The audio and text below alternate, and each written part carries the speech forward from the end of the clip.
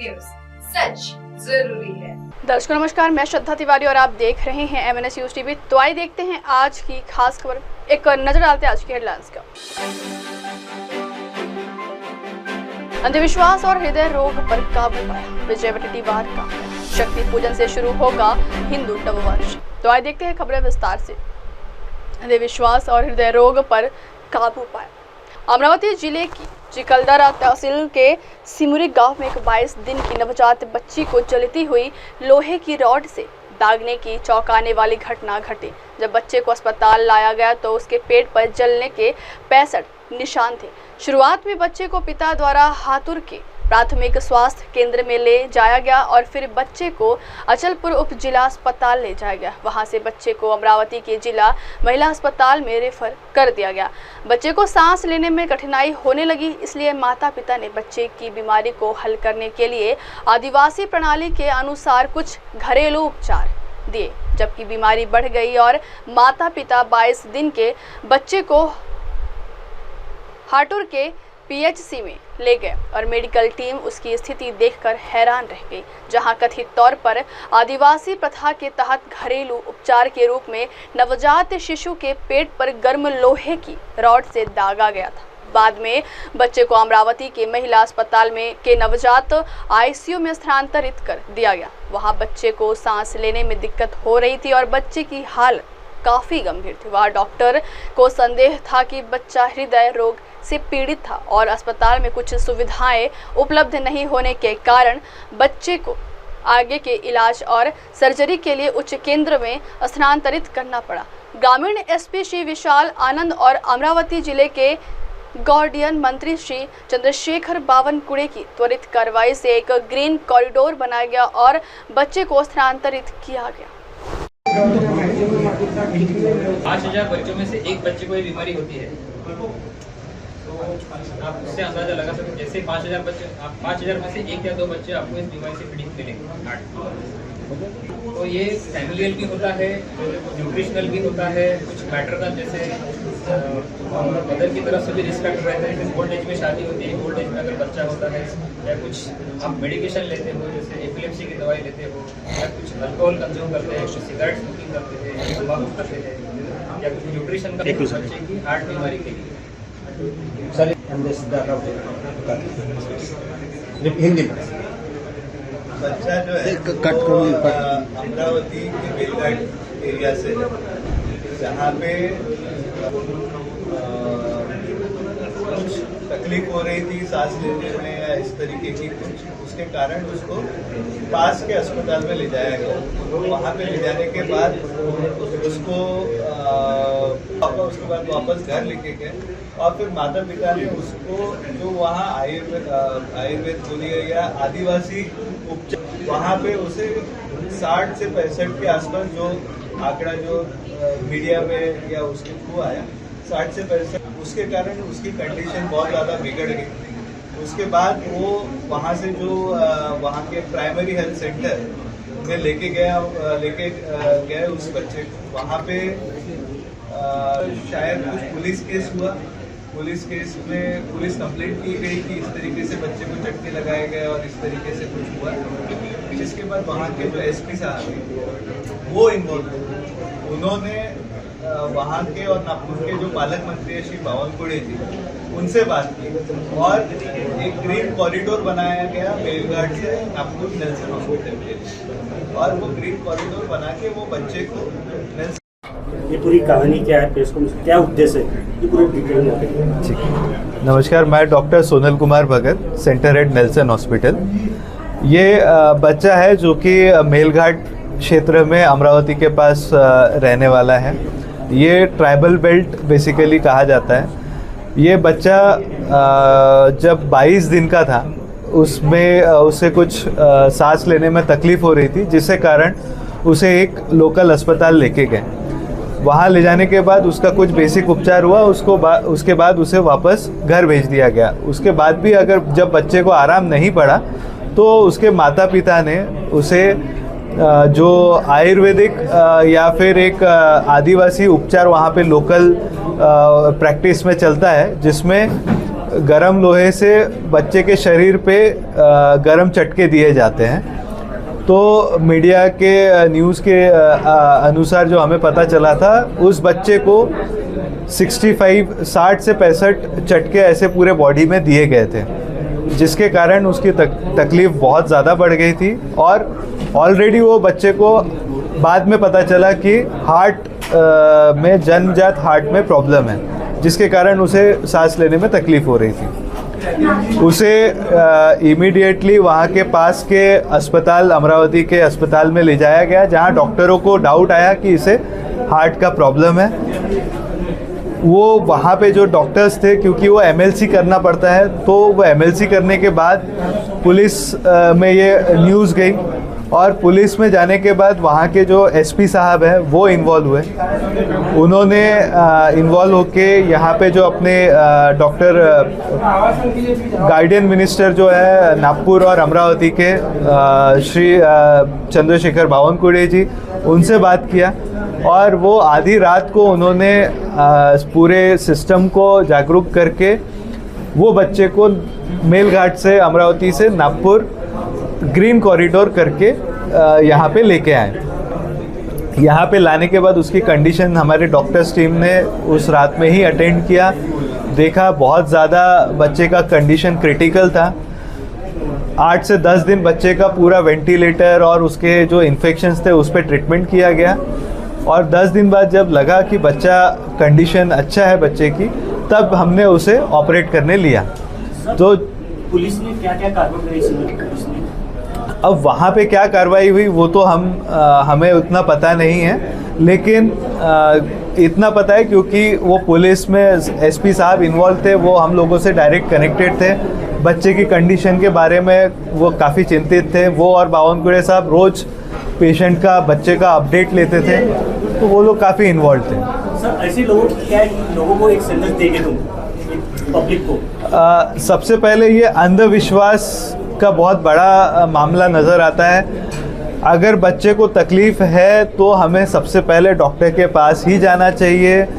गाँव में अगर आप हैं तो सबसे पहले आप वहाँ पे जो प्राइमरी हेल्थ सेंटर्स है वहाँ जाइए, डॉक्टर्स को मिलिए, ताकि डॉक्टर्स इमीडिएटली वो आपके प्रॉब्लम को पहचान के उसके आगे का ट्रीटमेंट बता पाएँ। अभी क्या पोजीशन है सर? अभी बच्चे की कंडीशन अच्छी है, और हम बच्चे को 1-2 दिन में डिस्चार्ज करने का प्लान कर रहे हैं। तो कुछ एफआईआर अगर हुई है तो पुलिस क्या कर रही है? हमें जानकारी नहीं है, लेकिन पता चला था सोर्सेज के थ्रू कि उनके खिलाफ एफआईआर हुई है। कुछ गिरफ्तारी हुई? अंधविश्वास जो फैला था उस पर नहीं, हमें उसका आइडिया नहीं sir. Thank you sir. Sir, जैसे कि वहाँ पे देखा गया है कि इस तरह से अंधश्रद्धा वहाँ पे अपनाया गया है लोगों द्वारा, तो वहाँ पे आप कुछ कैंपेन वगैरह करेंगे आपके हॉस्पिटल के माध्यम से? हाँ, डेफिनेटली हम लोग मेलघाट में बच्चों के जो जन्मजात जिन्हें हार्ट की सर्जरीज का प्रॉब्लम, हार्ट का प्रॉब्लम रहता है, हम वो बच्चों के लिए काफ़ी वैसे भी काम करते हैं। उनका वहाँ पे इको स्क्रीनिंग कैंप करके होता है, जिसमें बच्चों को पहले से ही आइडेंटिफाई कर लिया जाता है कि ये बच्चों को कुछ तकलीफ है या नहीं है। तो ऐसे बच्चों को हम डेफिनेटली वहाँ पे जाके कैंप करेंगे और अवेयरनेस फैलाएंगे। प्रेस कॉन्फ्रेंस के उद्देश्य बच्चे के बारे में प्रेस कॉन्फ्रेंस की क्या मामला है, वो कैसे बच्चे को डिटेल बताएंगे? मैं डॉक्टर सचिन कुथे, मैं हार्ट का सर्जन हूँ, कार्डियक सर्जन।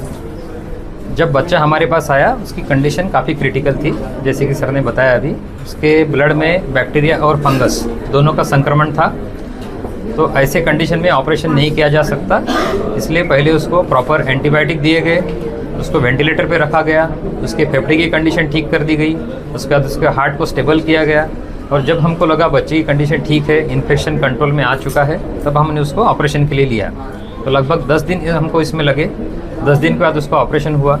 यहाँ पे हमने जो इको किया था उसमें पता चला कि बच्चे को बहुत कॉम्प्लेक्स हार्ट की बीमारी है, जिसको बोलते हैं ट्रांसपोजिशन ऑफ ग्रेट आर्टरीज, जिसमें हार्ट की बड़ी धमनियाँ रिवर्स हो जाती है कंडीशन, तो ऑपरेशन करके उसको वापस उनकी जगह पे जोड़ना पड़ता है। ये एक बहुत ही कॉम्प्लेक्स ऑपरेशन है और बहुत ही कम सेंटर पे ऑपरेशन होता है इंडिया में और बाहर में भी। और इस ऑपरेशन को सक्सेसफुल करने के लिए एक टीम अप्रोच की ज़रूरत होती है, जिसमें कार्डियक एनेस्थीसिया की इन्वॉल्वमेंट रहती है। इस doctor Vinay Kulkarni, he looks after बच्चे का जो एनेस्थीसिया पार्ट है वो पूरा वो देखते हैं। एंड डॉक्टर नीलेश जो बच्चे का ऑपरेशन के बाद आईसीयू का जो केयर होता है वो डॉक्टर नीलेश देखते हैं। तो ये टीम अप्रोच के साथ हमने पूरा बच्चे को मैनेज किया।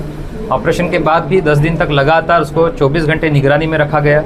उसकी हार्ट की दवाइयाँ धीरे धीरे कम कर दी गई, उसको फीडिंग चालू कर दिया गया और अभी उसकी कंडीशन पूरी तरह से स्वस्थ है और 1 से 2 दिन में हम उसको डिस्चार्ज करने का प्लान कर रहे हैं। सब लोगों को क्या एक संदेश देंगे ऐसे ये बच्चों को लेके जाते हैं, क्या एक मैसेज क्या है? अच्छा, आमतौर पे हार्ट की ये जो बीमारियाँ होती है उसमें बच्चों को जो प्रॉब्लम होती है वो ये होती है कि उनका वजन नहीं बढ़ता है, ठीक है, उनकी स्किन नीली पड़ जाती है, सांस लेने में तकलीफ होती है, फास्ट ब्रीदिंग करते हैं। तो ऐसी अगर कोई तकलीफ बच्चे को है तो सबसे पहले वो नज़दीक के डॉक्टर के पास जाए, उनसे अप्रोच करें। उसके बाद अगर वहाँ फैसिलिटी है, अदर नहीं है तो आप हायर सेंटर में आके उसके बाद में परामर्श ले सकते हो। ऐसे बच्चों का डायग्नोसिस जब प्रेगनेंसी है तब भी किया जा सकता है। प्रेगनेंसी में भी मदर का न्यूट्रिशन अच्छा रखना चाहिए, कोई अगर बैड हैबिट्स है तो उसको अवॉइड करना चाहिए। तो जैसे कि अभी वो बच्चा डिस्चार्ज होकर अपने घर से जाएगा तो उसे क्या कुछ सावधानियां बरतनी पड़ेगी, क्या आप पेरेंट्स को उनको बोलना चाहेंगे? अच्छा, ऐसे बच्चों का ऑपरेशन होने के बाद उनको हैंडल करना बहुत ज़रूरी होता है, वो भी नाजुक तरीके से हैंडल करना होता है। हो सके तो माँ बाप बच्चे को सिर्फ अपने पास ही रखे, किसी रिलेटिव के हाथ में ना दे। उसको ज़्यादा जब हैंडल करते हैं अपने हाथों से तो बहुत केयरफुली हैंडल करे। वहाँ हार्ट के जो जख्म रहता है वो जख्म को रेगुलरली क्लीन करे, फीडिंग अप्रोप्रिएट करे और हर हफ्ते या 1 महीने में डॉक्टर के पास लेके आए उसका मॉनिटरिंग करने के लिए। अगली खबर विजयवटेटीवार का बयान। पीएम मोदी 23 मार्च को नागपुर आ रहे हैं, जहां वह राष्ट्रीय स्वयंसेवक संघ के संस्थापक डॉक्टर केबी हेडगेवार के स्मारक पर जाएंगे और दीक्षा भूमि में डॉक्टर भीमराव अंबेडकर को श्रद्धांजलि देंगे। प्रधानमंत्री ऐसे समय में यह दौरा करेंगे जब गुड़ी पड़वा उत्सव के अवसर पर राष्ट्रीय स्वयंसेवक संघ के समारोह का आयोजन किया जाएगा। इस मौके पर कांग्रेस ने पीएम के दौरे पर तंज कसा है। तो आइए सुनते हैं विजय वटेटीवार जी का बयान। एखाद्या न्यायाधीशांच्या घरात मोठ्या जर नोटा जळलेल्या आहेत की चांगल्या होत्या, आता काय राहिलं आहे देशात? विश्वास ठेवावा कुणावर? आम्हाला इमर्जन्सी म्हणून हिनवत होते, इमर्जन्सीच्या पलीकडची स्थिती देशामध्ये निर्माण झालेली आहे। कुठला राहिला आहे व्यक्ती स्वातंत्र्य? कुठला राहिला आहे 4 स्तंभ जे आहेत त्या 4 स्तंभाची काय स्थिती आहे? तुमचा पत्रकारिता मीडिया काय आहे? कोण लिहित आहे सरकारच्या विरुद्ध? कुठला डिसिजन कोर्टामधून कुणाच्या बाजूने होईल? काय आता भरोसा राहिला नाही। संपूर्ण न्यायव्यवस्थेवर सुद्धा प्रश्नचिन्ह निर्माण झाला आहे। न्यायव्यवस्था सुद्धा आता मला वाटतं की सरकारच्या इशाऱ्यावर चालत आहे अशा प्रकारचा समज सर्वसामान्य जनतेचा होत चालला आहे। हे अत्यंत वाईट आहे, अत्यंत दुर्दैवी आहे। त्यामुळे भविष्यात इलेक्शन कमिशन असेल ती व्यवस्था पूर्णतः म्हणजे बायस झालेली आहे। न्यायव्यवस्थेवर विश्वास उडत चाललेला आहे। उद्या तुमच्या मीडियाचं जे काही चाललेलं आहे त्याच्यातून फार अडचणी निर्माण होत आहेत। आता म्हणजे विरोधक संपवायचा आणि निवडणुका घ्यायच्या हे जे लोकशाही दाखवायची हे केवळ ड्रामा आहे।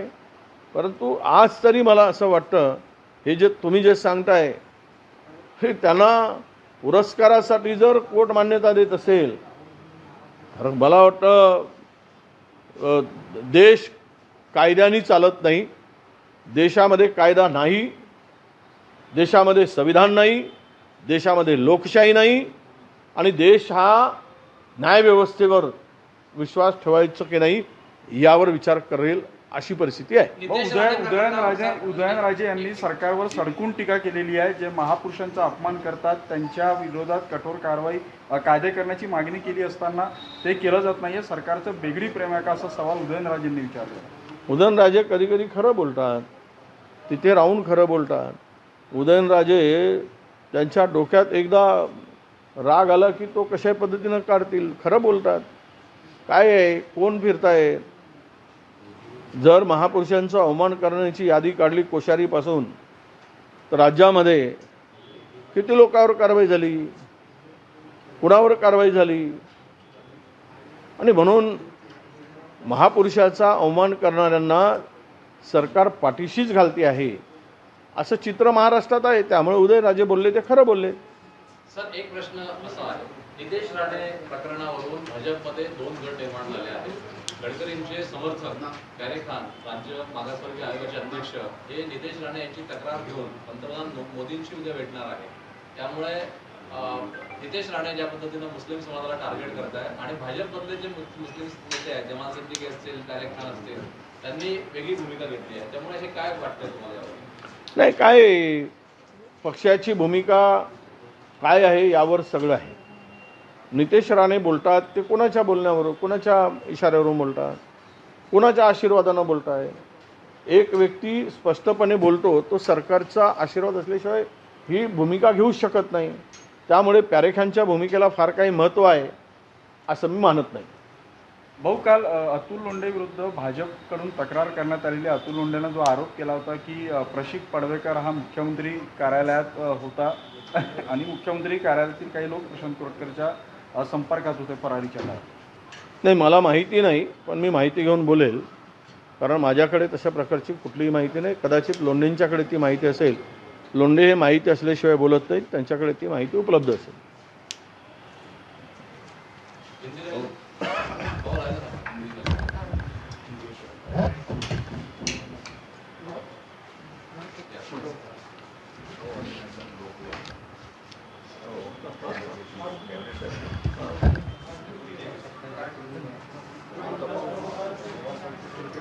नाही, त्यांचा काही संबंध नाही.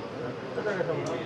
विरोधी पक्षाचा शिवसेना आणि लोकांना करताना नागपूर शहरात संघाची स्थापना झाली आणि 100 वर्षाचा इतिहास आहे संघाला. तुमच्या नेहमी टीकेवर राहिलेला आहे संघ, त्यामुळे उद्याच्या दौऱ्याकडे कसं बघता तुम्ही?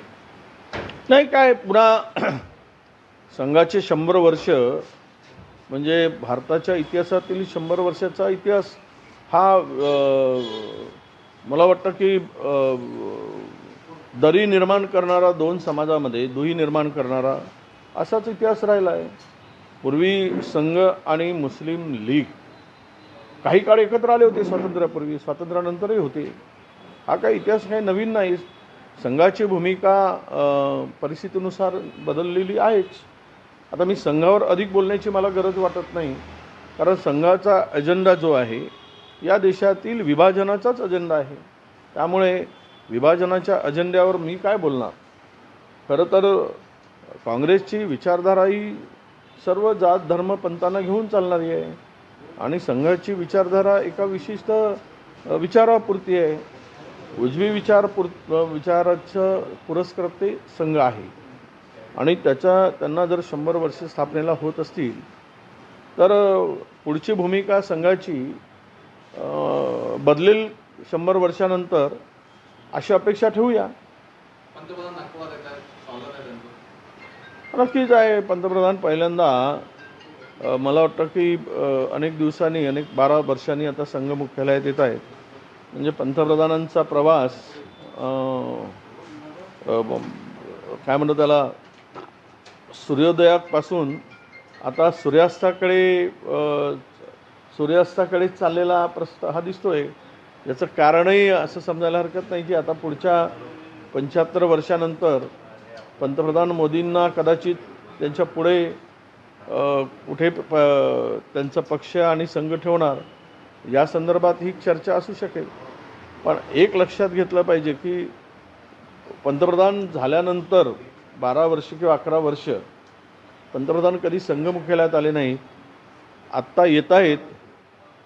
म्हणजे त्यांच्या मागे, विजयामागे नरेंद्र मोदींचा करिश्मा नसून संघाचा करिश्मा आहे. कदाचित नरेंद्र मोदी साहेबांना पटलं असावं म्हणून यावेळेस ते संघाच्या मुख्यालयात जात असावे.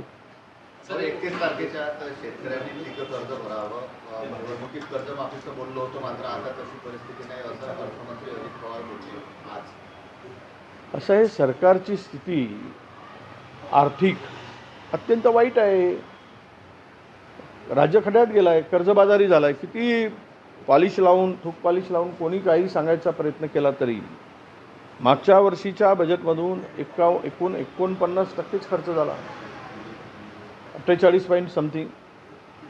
याचा अर्थ असा आहे की राज्य हे आता डबघाईस आलेलं आहे आणि म्हणून ज्या योजना निवडणुकीच्या तोंडावर आणून या राज्याची अर्थव्यवस्था खिळखिळी केली आणि म्हणून आता दिलेल्या आश्वासनाचा विसर या सरकारला झाला आहे. या सरकारची नियतच नाही मुळात द्यायची, ते देऊ शकत नाही.